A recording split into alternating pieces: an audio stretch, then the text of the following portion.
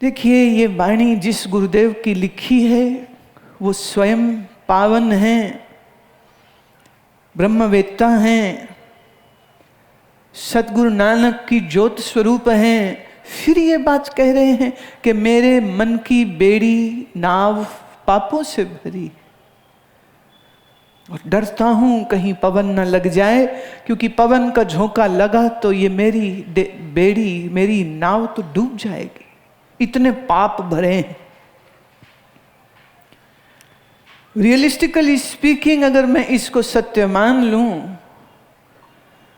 तो आप गुरु नानक स्वरूप गुरु जब ये बात कहे कि हम दौलत बेड़ी पाप भरी है, तो हम लोगों की क्या जगह बचती है, हम लोगों की क्या हाल है, हम लोग तो कहां गिरे पड़े। बात बात पे झूठ, बात बात पे मक्कारी, बात बात पे अहंकार, बात बात पे लोभ, मन में जलती हुई वासनाएं, तृष्णा, काम वासना, भोग की वासना, बात बात पे।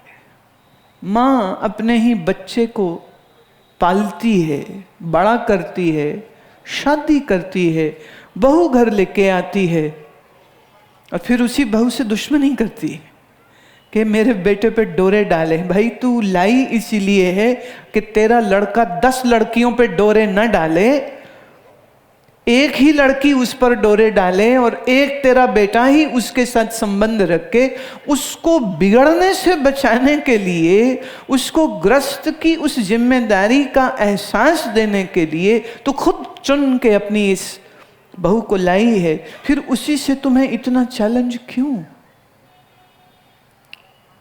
मेरा है, सब मेरा है, सब मेरा है, सब मेरा है। मैं एक व्यंग कथा पढ़ रही थी। एक घर में 75 साल का बुजुर्ग आखिरी सांसें ले रहा था। सारे घर वाले इकट्ठे हो गए कि बाप अब गए कि तब गए। फिर किसी को लगा कि ये कुछ बोलने की कोशिश कर रहा है, समझ नहीं आ रही। डॉक्टर को बुलाया। डॉक्टर ने कहा कि मैं एक ऐसा इंजेक्शन दे सकता हूं जिससे कुछ देर के लिए इनके अंदर ताकत आ जाए और ये बोल सकें, पर वो इंजेक्शन कोई 50,000 रुपए का है। आप बोलो तो? मुझे कहा हाँ, ये जानना बहुत ज़रूरी है कि ये क्या कहना चाह रहे हैं। किसी के मन में हो कि कोई लॉकर है जहाँ जेवर है, किसी के मन में हो कोई जायदाद है, किसी के मन में हो किसी को पैसा दे रखा है, क्योंकि जाते हुए इंसान से हम और क्या उम्मीद करेंगे। तो परिवार में बड़े सारे विचार चल रहे थे। तो डॉक्टर ने कहा ठीक है, for ₹50,000 life saving injection was given. Injection लगा, विदिन 10 मिनट में थोड़ी आवाज़ सुनने लायक हो गई। तो फट से सबने अपने कान जो हैं वो उनके मुंह के पास ले गए। तो सुनने में ब बोले कोई बक्सा कह रहे, कोई बक्सा है, बक्सा है। नहीं बोले नहीं बैंक बैंक बैंक कह रहे, बैंक कह रहे। को चुप करो सारे, सुनने दो, बाबा जी बोलो क्या कहते हो। फिर बोला ब। बोले डॉक्टर साहब एक इंजेक्शन और लगाओ। बाहर निकल आई, आगे भी निकलना चाहिए।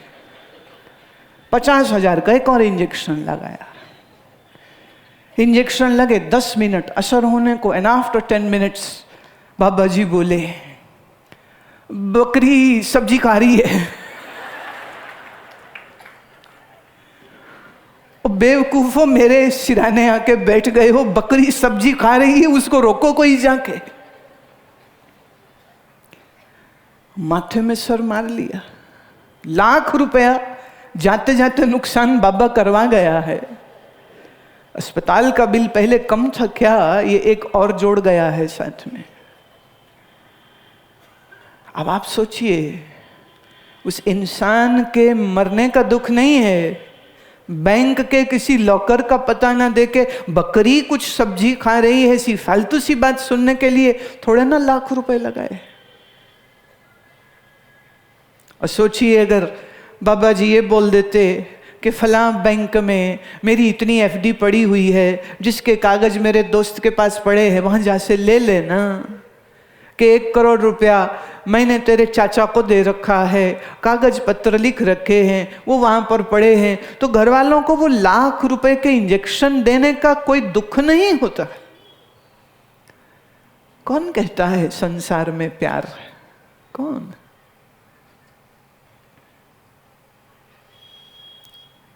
ये तो बड़ी अफवाह की बात है, बड़ी अफवाह की बात है ये।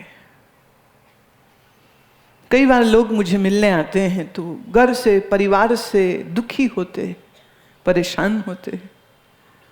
अभी पिछले दिनों एक महिला आई हरियाणा से, परेशान थी बहुत। मैं गलती से पूछ बैठी, क्या बात है, आप परेशान क्यों हैं? तो कहती हैं, मैं इसलिए परेशान हूं कि मेरे बच्चे मुझे मारते हैं। मैं, बच्चे क्यों मारते हैं? तुम्हारे पति हैं? बोली हैं। मैं, वो कुछ नहीं करते। कह रही वो भी मारते हैं। मैं, ये सब क्यों मार रहे हैं तुमको? कह रही असल में मेरे पीहर से, मेरे मायके से मुझको एक प्लॉट फैक्ट्री का मेरे नाम पे मुझे मिला, और एक मकान है जो मेरे नाम है। तो लड़का कहता मेरे नाम कर, बेटी जमाई कहते मेरे नाम कर, घर वाला कहता मेरे नाम कर।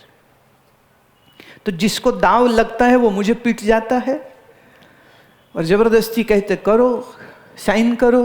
सबने कागज बना के रखे, मैं उनसे भाग के आपके पास यहां आई हूं। मैं क्या करूं? मैं कहां जाऊं? मैं, देखो ये है संसार की सच्चाई। मैं ये नहीं कह रही हूं कि हर परिवार में ऐसी घटना घट रही है या घट सकती है, पर मैं ये भी कहना चाहती हूं कि ऐसा हो तो मुझे कोई हैरत नहीं होती। संसार में स्वार्थी होना स्वभाव है, लोभी होना स्वभाव है सबका। अगर आप लोभी नहीं हैं तो ये एक अचीवमेंट है। This is something very special.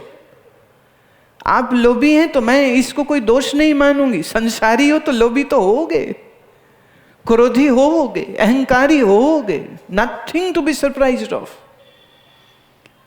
पर संसारी होए और लोभ ना हो, संसारी होए और क्रोध ना हो, संसारी होए और अहंकारी ना हो, ये एक खबर है, ताजा खबर जो छपने लायक है। ऐसा कहां होता है? कोई ये कहे कि संसार ने धोखा दिया, मैं हैरान नहीं हूं। हाँ, मैं हैरान उस दिन हो जाऊंगी कि कोई भक्त कहे कि भगवान ने छोड़ दिया मुझको। ये बड़ी हैरानी की बात हो जाएगी। शेर कहती हूं एक, हम तुम में जुदाई होगी, ये खबर किसी दुश्मन ने उड़ाई होगी। मेरी सांस में सांस तेरी बसती है, मेरी सांस में तेरी सांस बसती है।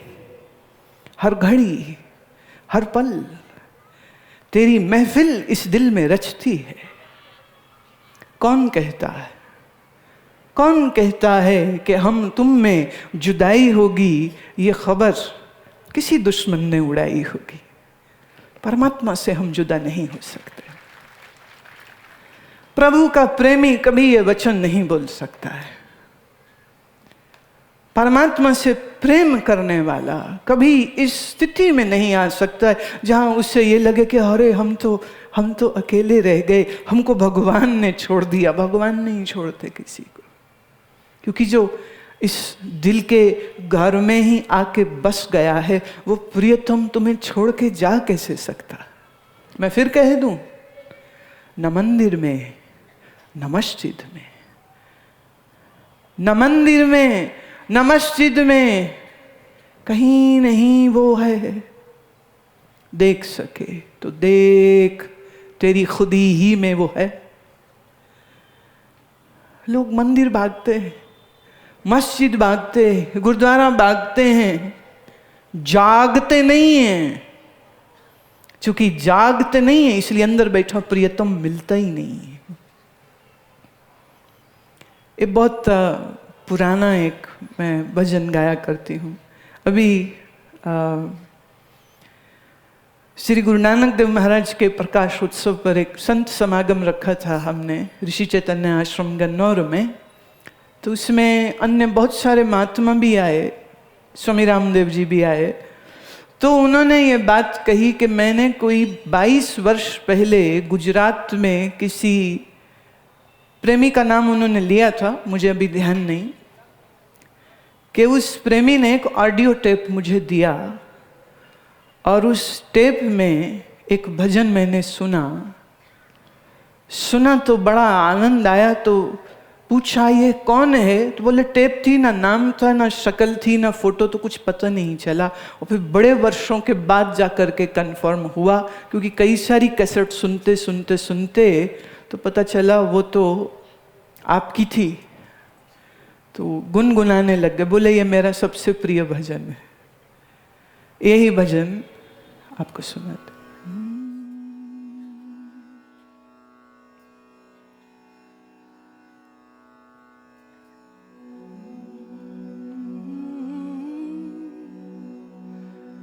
जरा तो इतना बता दो प्रीतम, लगी ये कैसी लगा रहे हो।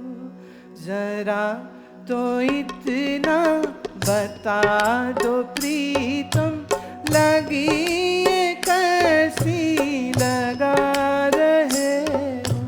मुझी में रहकर मुझी से अपनी, मुझी में रहकर मुझी से अपनी ये खोज कैसी करा रहे हो।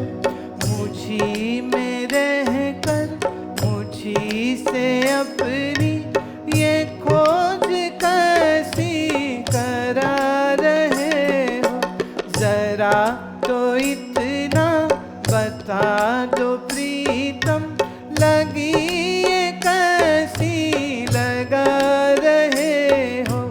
लगी ये कैसी लगा रहे हो।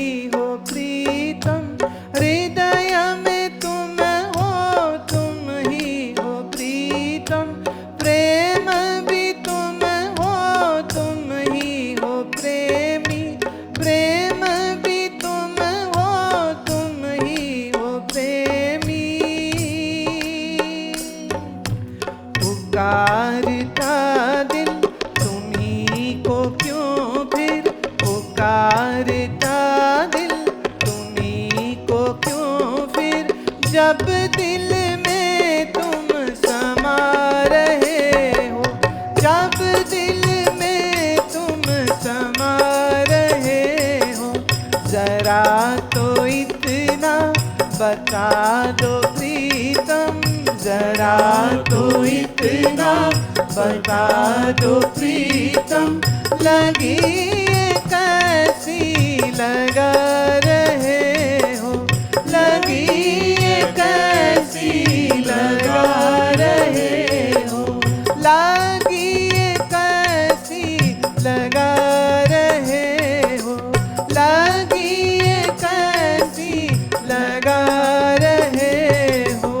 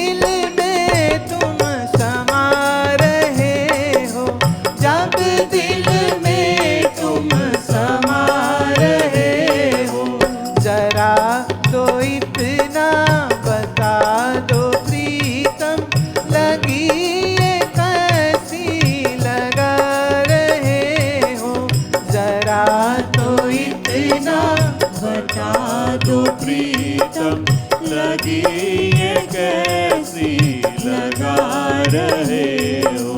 लागी ये कैसी लगा रहे हो, लागी ये कैसी लगा रहे हो।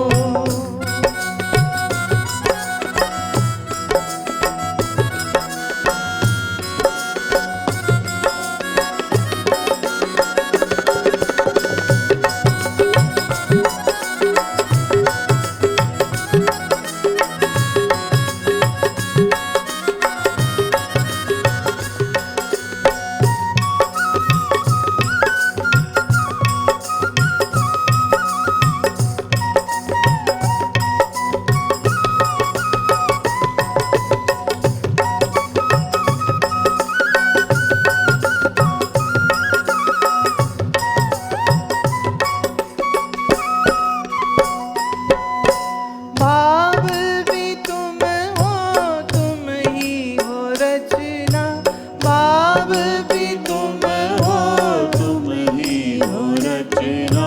संगीत तुम ही हो रचना, संगीत तुम ही हो रचना। स्तुति तुम्हारी तुम ही पे गाऊं, स्तुति तुम्हारी तुम ही पे गाऊं। ये लीला कैसी दिखा रहे हो, ये लीला कैसी दिखा रहे हो। जब दिल में तुम समा रहे हो, जब दिल में तुम समा रहे हो। जरा तो इतना बता दो प्रीतम, जरा तो इतना बता दो प्रीतम। लगी ये कैसी लगा रहे हो, लगी ये कैसी लगा रहे हो। मुझी में रह कर मुझी से अपनी, मुझी में रह कर मुझी से अपनी। ये खोज कैसी करा रहे हो, ये खोज कैसी करा रहे हो। ये लीला कैसी दिखा रहे हो, ये लीला कैसी दिखा रहे हो। जब दिल में, जब दिल में, जब दिल में तुम समा रहे हो।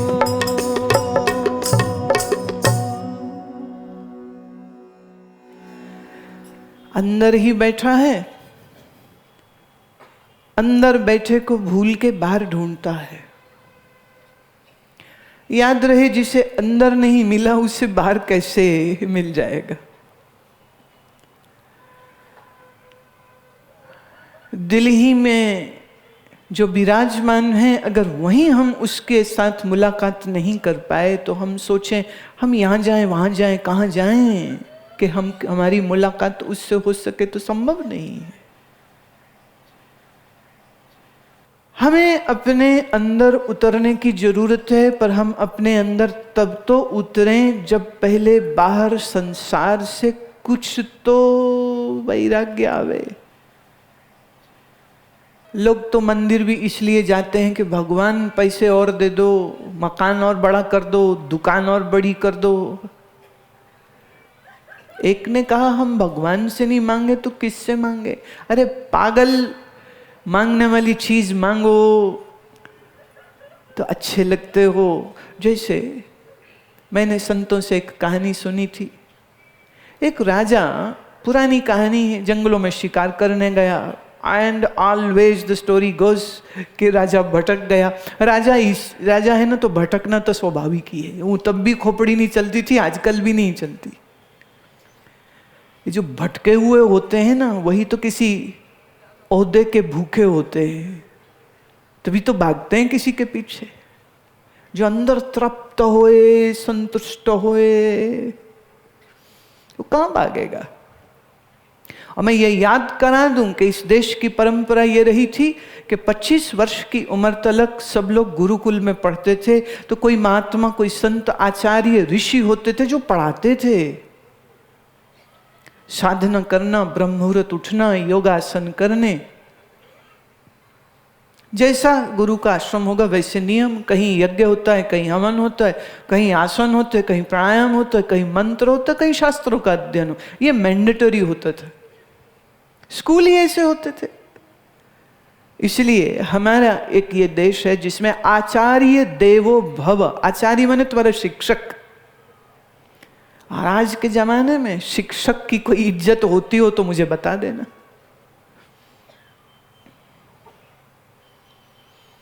धन के लिए पढ़ा रहा है, स्टूडेंट को भी पता है, just a little going away from my subject. School में पढ़ाने वाले टीचर्स अगर स्कूल में ही ठीक से पढ़ा देते तो ट्यूशन की जरूरत क्यों होती? वही टीचर बाद में ट्यूशन के अलग से पैसे बनाता है। अगर वही मेहनत वो क्लासरूम में कर देता तो सब बच्चे पढ़ सकते थे। और मेरा ये सुझाव है, अगर कोई हिम्मत वाला प्रिंसिपल यहां बैठा हो तो वो सुने, ट्यूशंस को बंद कर देना चाहिए। No private tuitions. अगर कोई बच्चा नालायक है या ठीक से कर नहीं रहा है तो ये स्कूल की जिम्मेदारी होनी चाहिए कि after the school ends teacher भी रुके और वो बच्चा भी रुके और उसको एक्स्ट्रा क्लासेस कराए जाएं। आप फीस किस लिए दे रहे हो स्कूल में?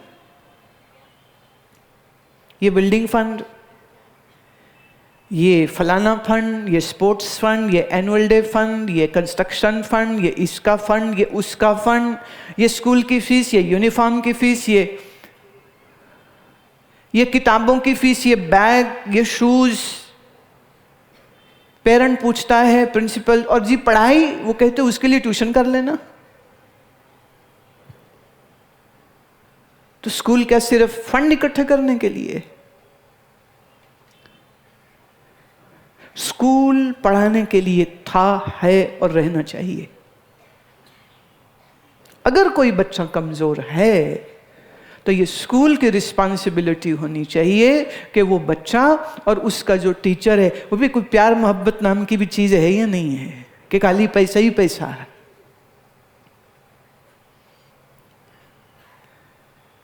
अगर आप अपनी क्लास में ईमानदारी से बच्चे को पढ़ा लेते तो शायद बच्चे को ट्यूशन की ज़रूरत ना पड़ती।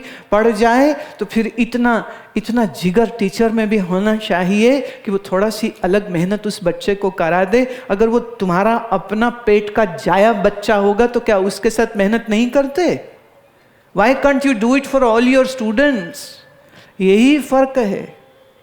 जिस दिन हमारे टीचर्स इस एटीट्यूड के साथ काम करने लग जाएंगे, शायद आज स्कूल जाते हुए बच्चे ये श्लोक बोल सकेंगे, आचार्य देवो भव। हमारा आचार्य हमारा देवता है, हमारा भगवान है। अभी उसको लगता है कि बाद में एक्स्ट्रा, अच्छा जिसके पास आप ट्यूशन पढ़ रहे हैं वही आपका स्कूल टीचर है, वही आपका हेड टीचर है, वही आपका एग्जामिनर है। फ्लाइंग कलर्स मिलने तो आवश्यक हो गए ना, वो तो पास कर ही देगा क्योंकि उसकी ट्यूशन, मैंने जो इस सर की ट्यूशन, इस मैडम की ट्यूशन करे उसके अच्छे नंबर आते, इसलिए तो उसकी ट्यूशन चल रही है। ये सरासर बेईमानी।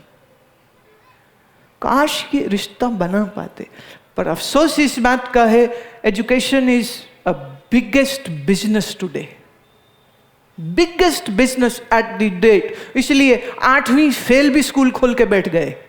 इस देश का दुर्भाग्य है ये।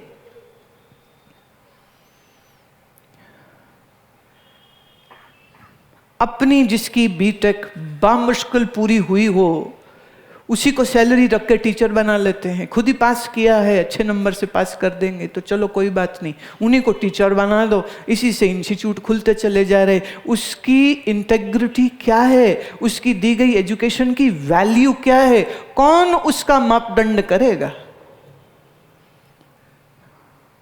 लेकिन इस देश का ये एक इतिहास है कि एक समय में यहाँ पढ़ाने वाले शिक्षक को परमात्मा का स्वरूप माना जाता था। आचार्य देवो भव।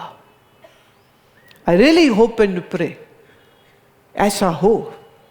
और मुझे बड़ी खुशी है इस बात की, मेरे कुछ एक शिष्य जो स्कूल चलाते हैं, जो खुद टीचर्स हैं, पिछले दिनों संयोग ऐसा हुआ कि एक लड़की की इलाहाबाद में सरकारी स्कूल में नौकरी लग गई टीचर, तो वो मिठाई लेके आई और पहली तनख्वाह लेके आई कि ये मैं आपके लिए, मेरी जॉब हो गई और ये मेरी पहली सैलरी है।